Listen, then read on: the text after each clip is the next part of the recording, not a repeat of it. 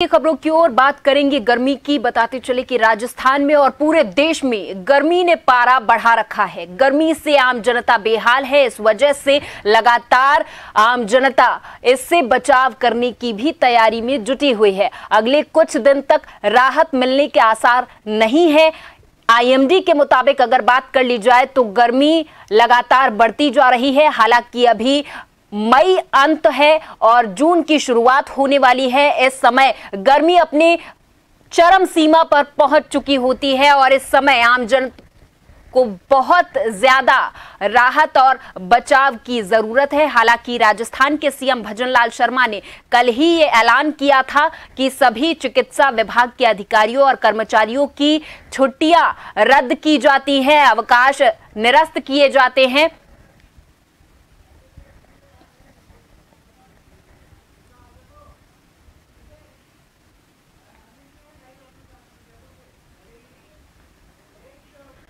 और इस खबर पर हमारे साथ अनिल सैन, हमारे सहयोगी, लाइव जुड़ गए हैं। अनिल, आपसे समझना चाहेंगे कि गर्मी ने पारा बढ़ा रखा है, जनता परेशान है, क्या जानकारी है?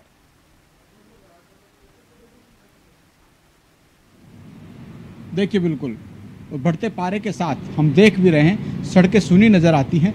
दोपहर के समय लोग घरों से निकलने से परहेज करते हैं और जो लोग घरों से बाहर किसी काम से निकल भी रहे हैं, मजबूरन उनको घर से बाहर निकलना पड़ रहा है, तो लू के थपेड़े उनको कहीं ना कहीं लाल करते हुए नजर आ रहे हैं। राजस्थान के साथ साथ पूरे देश में देखा जाए, तापमान का जो उबाल है वो कहीं ना कहीं ग्राफ ऊपर बढ़ता जा रहा है। राजस्थान में भी बाड़मेर में 48 डिग्री टेम्परेचर रिकॉर्ड किया गया है। उधर शेरगढ़ में बताया जा रहा है कि 50 डिग्री से ऊपर टेम्परेचर वहां पर जा चुका है। और मौसम विभाग ने तो अलर्ट यहाँ पर भी किया हुआ है कि राजस्थान के अंदर 3 से 4 संभाग ऐसे हैं जहाँ पर 50 डिग्री टेम्परेचर के आसपास जो है वो जल्द ही यहाँ पर तापमान जा सकता है।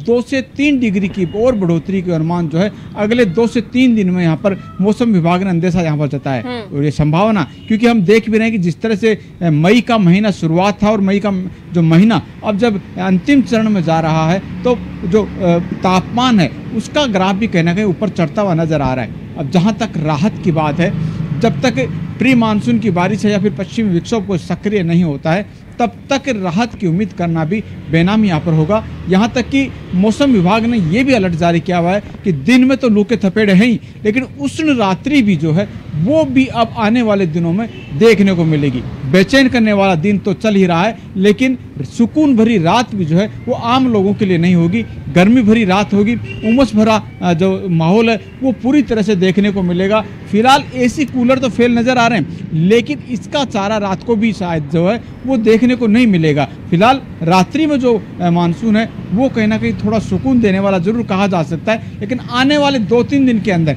ये टेम्परेचर जो है दिन में जैसे 50 डिग्री के आसपास पहुंचेगा, रात के अंदर भी जो तेज हवाएं हैं, गर्म हवाएं हैं, लू के जो थपेड़े वो कहीं ना कहीं महसूस करने को मिलेंगे। अभी शाम के वक्त भी अगर देखा जाए लगभग 7:40 के आसपास का समय फिलहाल हो रहा है, लेकिन अभी भी देखा जाए सूरज भले ही नजर नहीं आ रहे हैं, रात का समय अंधेरा हो चुका है, लेकिन अभी भी जो हवाएं चल रही है उनमें पूरी तरह से गर्माहट है। गर्म लू की जैसे जो है वो महसूस जो आम व्यक्ति को यहाँ पर हो रहा है। तो ये कहीं ना कहीं ये देखा जा रहा है कि मौसम विभाग ने जिस तरह से अलर्ट भी किया था कि आने वाले दिनों के अंदर जो औसतन मानसून है जो फिलहाल ऊपर चल रहा है वो आने वाले 2-3 दिन के अंदर 2 से 3 डिग्री और बढ़ सकता है। तो इस संभावना में ये नजर आता है कि शायद 50 डिग्री के आसपास राजस्थान में भी 5 से 6 जिलों के अंदर तापमान जो है वो वहां पर रिकॉर्ड किया जा सकता है। अनिल, 2 सवाल है। पहला सवाल कि डॉक्टरों की तरफ से आम जनता को किस तरीके से राहत पहुंचाने की बात कही जा रही है, और दूसरा सवाल कि शासन और प्रशासन की तरफ से किस तरीके की सुविधाएं आम जनता के लिए की गई हैं।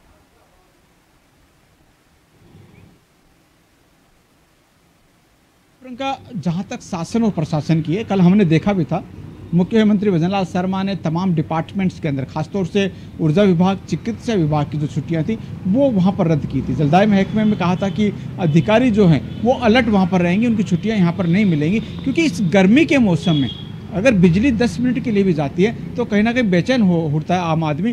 पानी की सप्लाई अगर निरंतर नहीं मिलेगी तो इस गर्मी के अंदर कहीं ना कहीं जो आम लोगों की पीड़ा है वो बढ़ती हुई नजर आएगी। तो ऐसे में इसके साथ साथ मेडिकल को अगर देखा जाए, क्योंकि अगर कोई व्यक्ति पीड़ित हो जाता है तो अस्पताल पहुंचेगा। तो ऐसे में मेडिकल जो सुविधाएं हैं, मेडिकल की जो व्यवस्थाएं हैं, उनको दुरुस्त कैसे रखा जा सकता है, वहां पर भी जो अधिकारी वर्ग है उनको भी चुस्त दुरुस्त रहने के लिए निर्देश वहां पर दिए गए। अधिकारियों की छुट्टी निरस्त की गई है और अलर्ट किया गया है। यहां तक कि मुख्यमंत्री भजनलाल शर्मा ने तमाम जगहों पे पानी की सुविधाएं हो या फिर फ़ोन कॉल करना हो, सभी जगह फ्री कॉल नंबर जो सेवाएं हैं वो वहां पर शुरू की गई हैं। कंट्रोल रूम शुरू किए गए ताकि अलग अलग जिलों की जो डिमांड है जिला स्तर पर उनकी सॉल्यूशन वहां पर किया जा सके, अधिकारियों पर मॉनिटरिंग हो सके। अगर कोई व्यक्ति अपनी पीड़ा और कंट्रोल रूम तक पहुंचाता, अपनी समस्या कंट्रोल रूम तक पहुंचाता है तो उस कंट्रोल रूम के माध्यम से उसका सॉल्यूशन वहां पर किया जा सके।